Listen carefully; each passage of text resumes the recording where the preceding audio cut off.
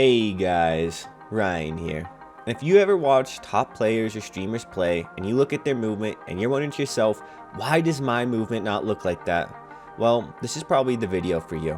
I'm going to recommend you guys stick around to the end because I think you guys are going to be surprised by a lot of the stuff in this video, but let's get into it. The first thing we're going to talk about is making sure you have the proper slide cancel settings and technique. What you want to do is you want to find this slide dive behavior option and you want to make sure you have it on slide only.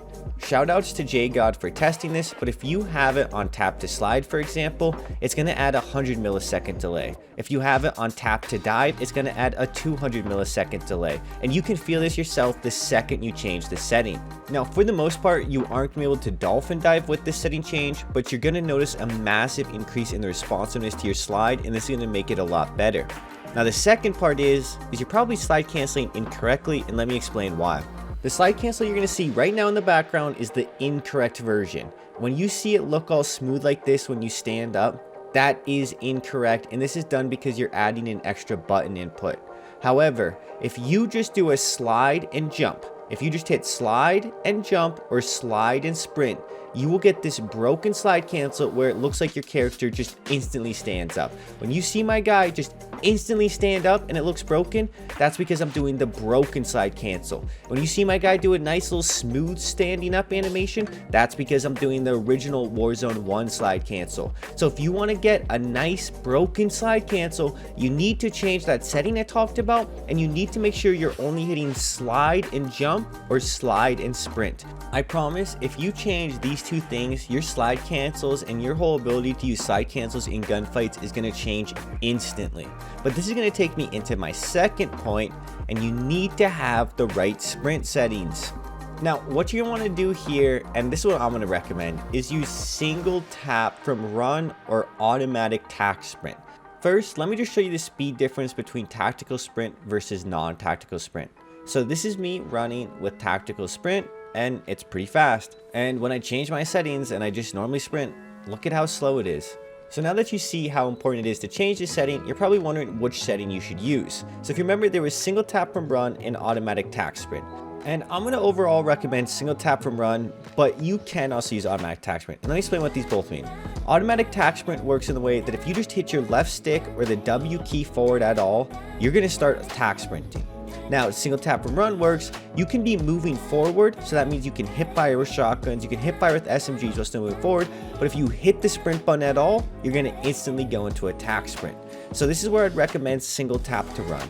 Now, this is my personal preference because I do like to use shotguns. I will hip fire with my SMGs, and if that fits someone like you, you probably want to use single tap to run. It's incredibly hard to hip fire with anything with automatic tac sprint, and there's just a couple things you can't do, but it is a little more responsive, and it's going to save your thumbs and controllers a lot of stress.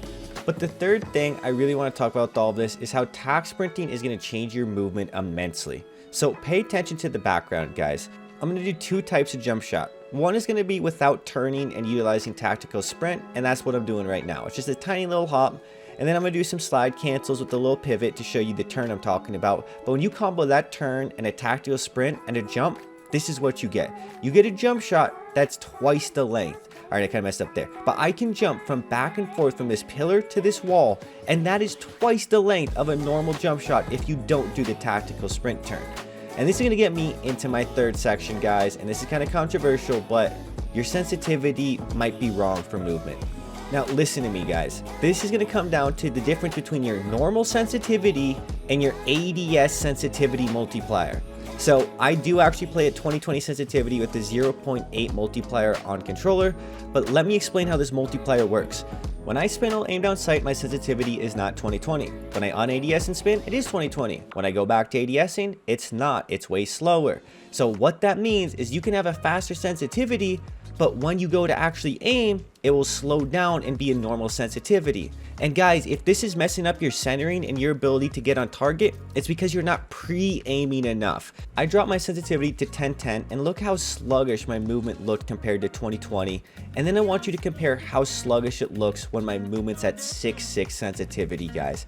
I promise you can up your sensitivity a little bit. I'm not saying you have to play at anything higher than 10/10 sensitivity because that's outrageous. But look at how slow 6/6 sensitivity looks like, guys. when you watch my movement, when you watch Joe or any player, how do you think you're going to have movement like them if you can't even do this whole turn and you can't even utilize your tactical sprint and all of that? I mean, let's go back to the clip I showed in the beginning. Look what happens when I get shot. I turn, I slide cancel, and look at my movement. The reason I can do these quick turns and these quick slide cancels is because of everything I talked about in this video. It's everything. It's the slide cancel settings, the way I slide cancel, it's that higher sensitivity, it's my tactical sprint, that little turn thing I showed you. It's all of those combined together, and that's how you get that super cracked movement like I'm showing you in this video.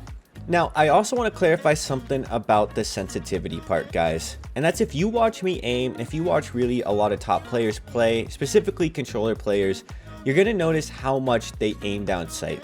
Look at this clip in the background. You might not notice it, but a lot of the time when I go to shoot, I'm actually holding down the aim button even if I don't allow it to aim down all of the way.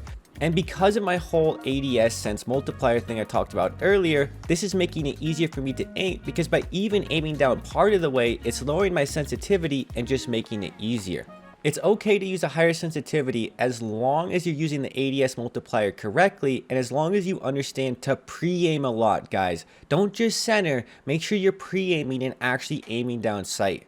I'm still going to recommend to use a sensitivity between 6.6 and 1010 and probably not to go higher unless you think you can control it. And you probably definitely can if you put in the work, but you got to be patient with yourself. Anyways, guys, thank you for watching. I hope you have a good day. It's been Ryan. Peace.